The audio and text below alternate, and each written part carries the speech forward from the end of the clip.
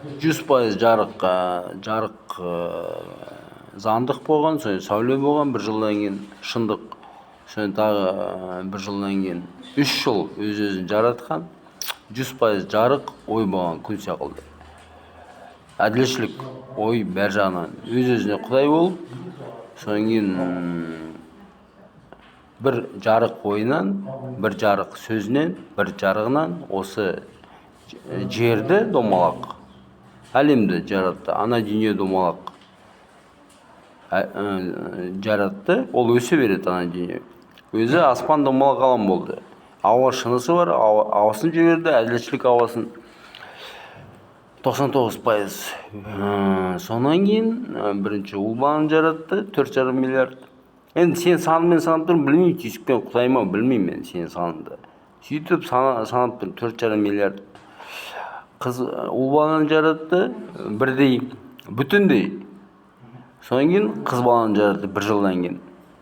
Сөйтіп дайындап, бір жылдан кейін 4,5 миллиард қыз баланы жаратты, бүкіл қыздарды. Сөйтіп өмір болып кетті.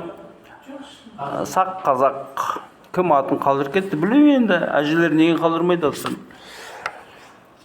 Сақ анамның сүйегі, қазақ әкемнің сүйегі. Қазақ тілді тапты, сақ жерді тапты. Қазақтың жерін. Әліппені де тапты қазақ. Сонымен сақтың ұрпағы Найман. Адайды білмеймін, кім екен. Адай анамның жүрегі, Найман анамның сүйегі. Ал Зинулла сақ. Найман сақ. Сақ Найман Зинулла. Сәлкен апамды білмеймін. Адайка білем сон. Содан кейін қазақ танты сүйегі. Әкемнің сүйегі. Ақсүйекті білмеймін. Әжемнің сүйегін білмеймін. Қазақ сақ кезінде. Әкешім Амангелді, анашым Бақытгүл. Әкемнің сүйегі Дәулетбай. Қара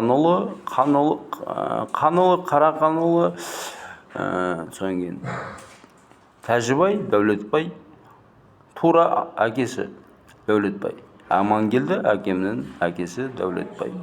Құдайға тәубә, шүкір, рахмет. Аумин.